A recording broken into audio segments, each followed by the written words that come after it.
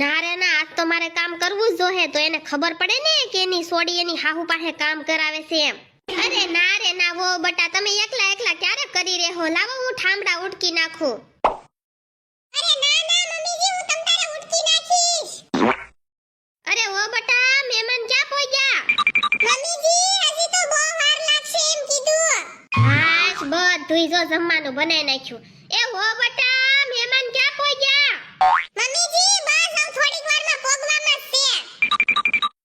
હાશ, મારી તો કડ દુખવા મળી. કેટલા ગાભા ધોયા, ઠામડા ઉટક્યા, ફળિયું વાળ્યું, હંજવારી કાઢી, રાંધી નાખ્યું, પણ હજી મહેમાન નો આવ્યા.